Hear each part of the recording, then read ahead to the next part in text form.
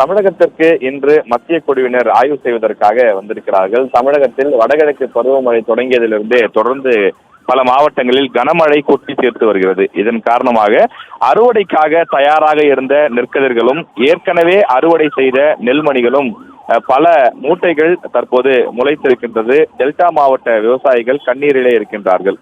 அவர்களுடைய கோரிக்கை என்பது தமிழ்நாட்டில் இருக்கக்கூடிய நேரடி நெல் கொள்முதல் நிலையங்களில் தற்போது மழையில் நனைந்திருக்கக்கூடிய அந்த நெல்லினுடைய அதிகபட்ச ஈர அளவு 17% வரை இருந்தால் மட்டும்தான் அதிகாரிகள் அதனை ஏற்றுக்கொள்கிறார்கள்.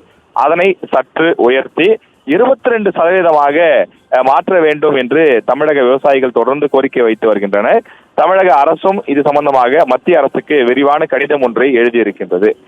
தற்போது மத்திய அரசு சார்பிலே 3 குழுவினர் தமிழ்நாட்டுக்கு வந்திருக்கிறார்கள். அவர்கள் 3 பிரிவுகளாக பிரிந்து தமிழ்நாட்டின் 5 வெவ்வேறு மாவட்டங்களுக்கு சென்று இந்த ஆய்வினை மேற்கொள்கிறார்கள். அதாவது திருச்சி, தஞ்சை, மயிலாடுதுறை, புதுக்கோட்டை, செங்கல்பட்டு உள்ளிட்ட மாவட்டங்களுக்கு மத்திய குழுவினர் 3 பிரிவுகளாக பிரிந்து அந்தந்த பகுதிகளில் இருக்கக்கூடிய விவசாயிகளுடைய கோரிக்கை என்ன, அங்கு எந்த அளவுக்கு மழை பாதிப்பு, அங்கு விவசாயிகளுடைய நெல்மணிகள் எந்த அளவுக்கு நனைந்திருக்கின்றது என்று ஆய்வு செய்ய இருக்கிறார்கள். அந்த பகுதிகளில் விவசாயிகளும் மத்திய குழுவினரிடம் தொடர்ந்து அந்த ஈரப்பதத்தினுடைய அளவை உயர்த்த வேண்டும் என்று கோரிக்கை வைக்கின்றனர்.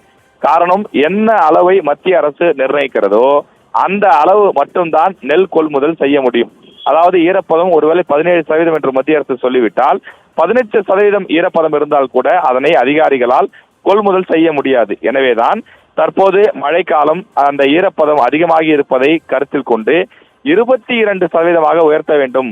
அப்போதுதான் ஆயிரக்கணக்கான விவசாயிகள் இதன் மூலமாக பயன்பெறுவார்கள் என்று தொடர்ந்து வலியுறுத்தப்பட்டு வருகிறது. எனவே அதிகாரிகள், இந்த மத்திய அரசினுடைய குழு சேர்ந்த அதிகாரிகள் கொடுக்கக்கூடிய அறிக்கையின் அடிப்படையில தான் மத்திய அரசு இதனை பரிசீலனை செய்து ஏற்றுக்கொள்ளும். எனவே தமிழக விவசாயிகள் இதனை எதிர்பார்த்து காத்துக் கொண்டிருக்கிறார்கள். மேலும் செறிவூட்டப்பட்ட அரிசிக்கும் அனுமதி கொடுக்க வேண்டும் என்று தமிழக அரசு சார்பில் ஏற்கனவே கோரிக்கை வைக்கப்பட்டு வரக்கூடிய நிலையில அந்த செறிவூட்டப்பட்ட அரிசி கலப்படம் செய்வதற்கான அந்த உத்தரவு பிறப்பிக்கப்படுமா என்பதும் இந்த மத்திய குழுவினுடைய ஆய்வுக்கு பிறகுதான் நமக்கு தெரிய வரும்.